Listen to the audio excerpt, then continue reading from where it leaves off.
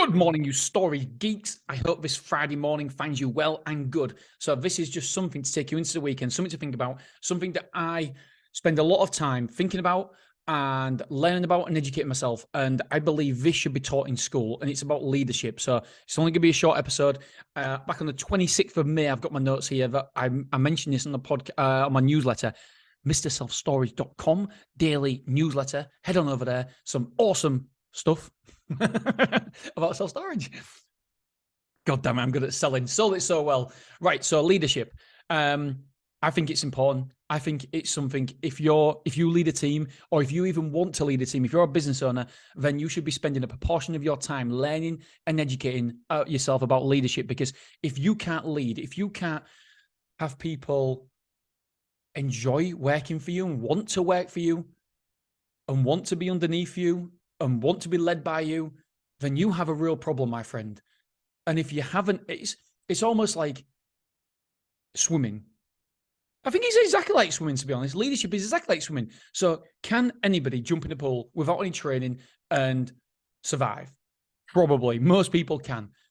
Anybody can be parachuted into a leadership role and lead.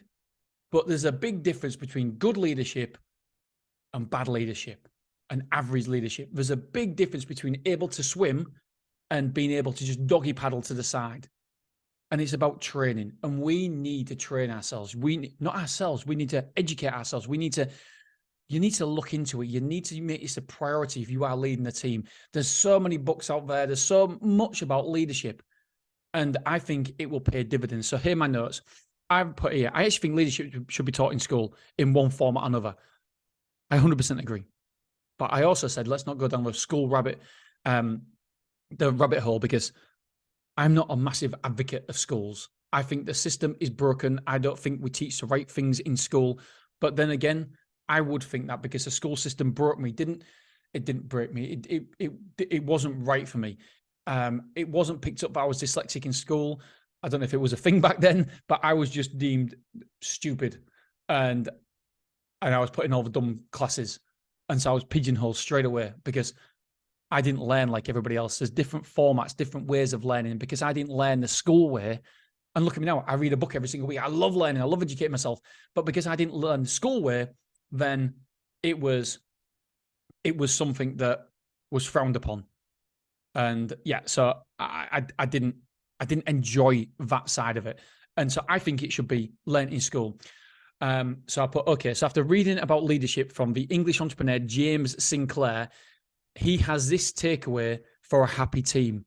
And I love this. I love this. As a leader, we have 4 things to do. Number 1, keep people informed. Keep people informed about the direction of the company, where we're going, how they are doing. Just keep people informed. Number 2, keep people interested.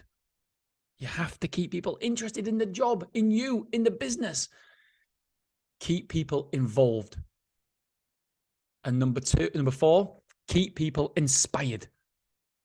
If you do all these 4 things, your people, your team will never, ever want to leave you. Keep people informed, keep people interested, keep people involved, and keep people inspired. And if you do them, I mean, I'm well aware that Angela, Katie, James, Jack could be listening to this and thinking, well, you don't do any of them things, what are you on about? But hopefully I do. I often have conversations with the team about where we're going. And hopefully that inspires them, thinking we're on this journey together.